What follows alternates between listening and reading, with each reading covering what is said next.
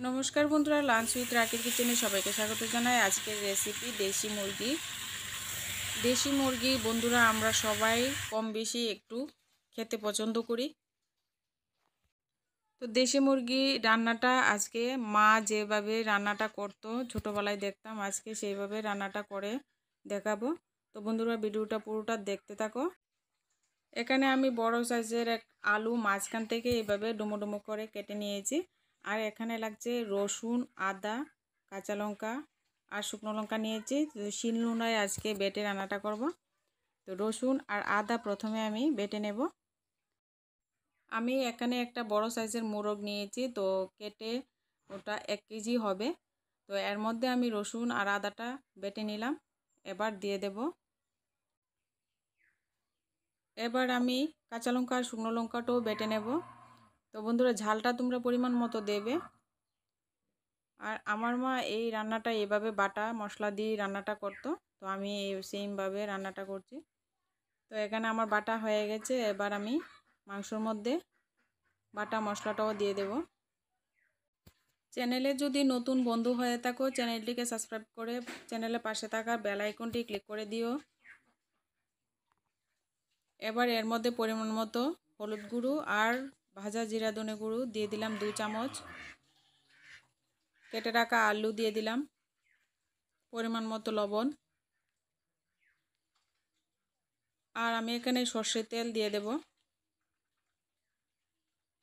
এবার আমি মাংসটাকে ভালো করে হাত দিয়ে মেখে নেব। দেশি মুরগির যদি এভাবে মেখে একটু রান্না করা হয় তাহলে কিন্তু মাংসটা খেতে আর একটু বেশি ভালো লাগে। হাত দিয়ে মাখার সময় লক্ষ্য রাখবে বন্ধুরা হাতে যেন হাড়গুড় না লাগে। তো দেশি মুরগি চিকেনে কিন্তু একটু হাড়গুড় বেশি থাকে, তো ভালো করে মাখতে হবে 5 মিনিট সময় ধরে। এইভাবে মেখে রান্নাটা করলে মাংসটা কিন্তু অনেকটাই সফট হয়ে যায়। আর দেশি মুরগি একটু খেতে তো একটু শক্ত টাইপের হয়, তাই এভাবে রান্নাটা করবে, দেখবে দেশি মুরগি মাংসটা একটু নরম হবে। তো আমার মাখা হয়ে গেছে, এবার আমি চুলায় কড়াই বসিয়ে দিয়েছি। এবার কড়াইটা গরম হয়ে গেলে এর মধ্যে পরিমাণ মতো সরষের তেল দিয়ে দেব, আর দিয়ে দেব এখানে গোটা তেজপাতা,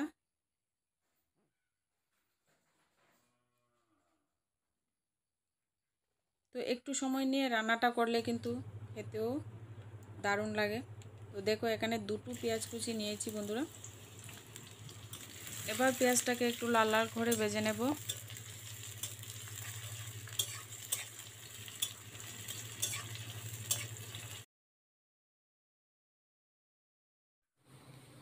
এবার আগে থেকে মেখে রাখা চিকেন দিয়ে দেব।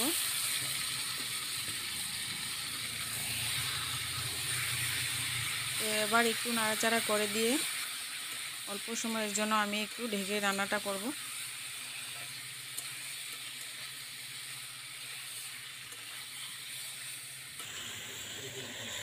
এবার 1 মিনিটের জন্য ঢাকাটা দিয়ে দিলাম। এবার 1 মিনিট পর আমি ঢাকা তুলে চিকেন থেকে যে জলটা উঠেছে সেটা শুকনো পর্যন্ত আমি কিন্তু মাংসটাকে ভালো করে কষিয়ে নেব।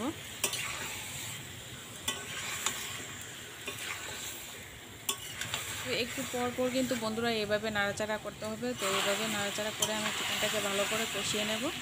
তো এর মধ্যে দেখো এবার আমি কি দিয়ে দেব, গোটা গোটা রসুন দিয়ে দেব। তো বন্ধুরা এখানে একটা বড় সাইজের রসুন এইভাবে গোটা গোটা করে আমি রসুনটা ছুলে নিয়েছি, আর এবার ধুয়ে। আর পেঁয়াজ বন্ধুরা এইভাবে ডুমো ডুমো করে কেটে নিয়ে, আমার মা মাংস রান্না করলে এইভাবে বড় বড় ডুমো ডুমো করে পেঁয়াজ কেটে দিত, খুবই ভালো লাগতো। তোমরাও করে খাবে, এমন খুবই ভালো লাগে। আরও 1 মিনিট সময় ধরে মাংসটাকে ভালো করে কষিয়ে নেব। আর যত ভালো করে মাংসটা কষানো হবে খেতেও ভালো হবে। দেখো বন্ধুরা এইভাবে আমি মাংসটা কষিয়ে নিয়েছি। এবার আমি পরিমাণ মতো জল দিয়ে দেব।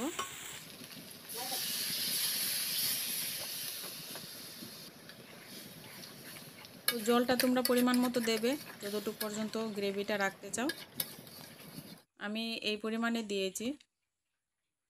এবার একটু ঢাকা দিয়ে 1 মিনিটের জন্য রেখে দেব। আর এখানে দেখো বন্ধুরা গোটা গরম মশলা নিয়েছি, সেটা শিলনোড়ায় আমি বেটে নেব।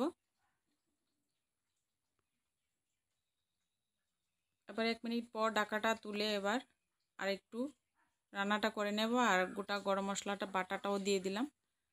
এবার আর বেশিক্ষণ রাখবো না।